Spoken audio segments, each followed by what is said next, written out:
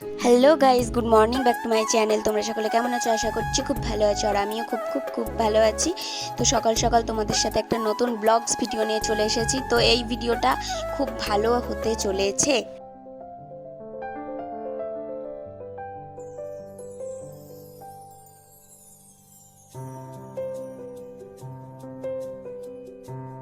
তো ভিডিওটা শেষ পর্যন্ত দেখতে থাকো, তাহলেই বুঝতে পারবে। আর সকাল সকাল আমি এরকম মাছের তরকারি, হয়তো বুঝতে পারছো না কিন্তু আমি বুঝিয়েছি কেন, কারণ সকালবেলা ঘুমের থেকে উঠলে আমার খিদে পেয়ে যায়। ওর জন্য আমার মা সকাল সকাল উঠে রান্না করেছে। মুখও ধুইনি, হাড়ির সামনে চলে এসেছি। আর আমাকে কিন্তু খারাপ, আকাশের অবস্থা খুবই খারাপ, কারণ 3-4 দিন ধরে এই ব্লগস ভিডিওগুলো ছাড়ছি, ওতে সব কটাতেই বৃষ্টির ভিডিও, কারণ বৃষ্টি লেগেই আছে। আর এদিক ওদিক তো বন্যা হয়ে গেছে, বুঝতেই পারছো। তো আমাকে দেখে তো মনে হচ্ছে যে আমি মুখ চুখ এখনো ধুইনি, আর মুখ চুখ ধুয়ে আবার তোমাদের সাথে চলে আসছি। তো চলো গাইস, মুখ আমার ধোয়া হয়ে গেছে, এইবার আমি একটু ফ্রেশ হয়ে নেব। তো আয়নার সামনে সকালবেলা ঘুমের থেকে উঠে খাওয়াটা তো করি, খাওয়ারটা তো দেখি। খাওয়ার আগে যেটা মেন কাজ, সেটা হচ্ছে আমার মুখটাকে ভালো করে নিয়ে, ঠিক আছে। এবার আয়নার সামনে এসে আমি সকালবেলা উঠে আয়নার সামনে এসে আগে নিজের মুখটা দেখি, তারপরে হাড়ির কাছে যাই। তো দেখো আমি চুলটা খুললাম গাইজ, আমার হচ্ছে চুলটা কেমন একটা যেন হয়ে গেছে। এইবার দুর্গাপুজোর মধ্যে ভাবে চুলটা কাটবো। তোমরা ভাবতেই পারছো, তোমরা তো দেখতেই পাচ্ছ গাইজ, দেখো আমার চুলের অবস্থা কিরকম।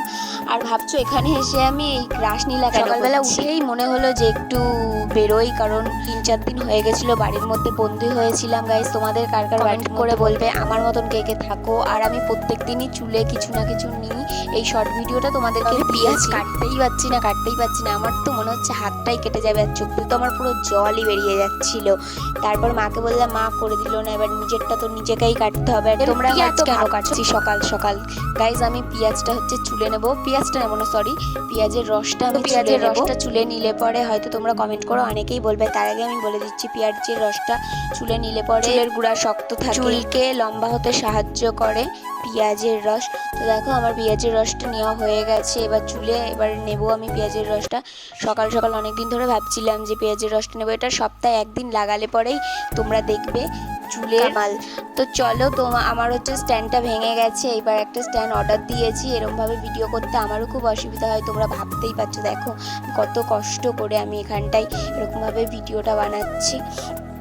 তো দেখতেই পাচ্ছ আবার পেঁয়াজের রসটা চুলে নেওয়া হয়ে গেছে। এবার এটা আধ ঘন্টা থেকে 2 ঘন্টা কি 3 ঘন্টা রাখতে হয়।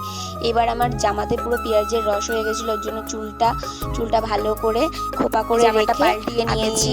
আর তোমাদেরকে বলতে বলতে বৃষ্টি চলে এসেছিল, ওর জন্য আমি ক্যামেরাটা স্টপ করে রেখেছিলাম, কারণ দুপুরের ভিডিওটা কন্টিনিউ করতে পারিনি, তার জন্য চুলটা শুকানো হয়ে গেছে। আর আমি তোমাদের সাথে ব্লগস ভিডিও বানাতে বানাতে দেখলাম বৃষ্টি পড়ছে। তো 3-4 দিন ধরে বেরোয়নি, আর ভাবলাম কি করব, ওর জন্য আমি হচ্ছে বাড়ির থেকে বেরিয়েও পড়েছিলাম গাইস। 3টে বেলার মধ্যে 3টে বেলা আসছে, কিন্তু এইখানে আমি বুঝতেই পারছি না, এক বেলার মধ্যে 4টে বেলা হয়ে যাচ্ছে। একবার সন্ধ্যা, একবার হচ্ছে মেঘ করছে, একবার রোদ্দুর বেরোচ্ছে, আমি তো বুঝতেই পারছি না কি হচ্ছে। আর আজকে খুব ঠান্ডাও পড়েছিল। আমি স্নান করেছি বিকাল 5টার সময়, তো স্নান করে নিলাম।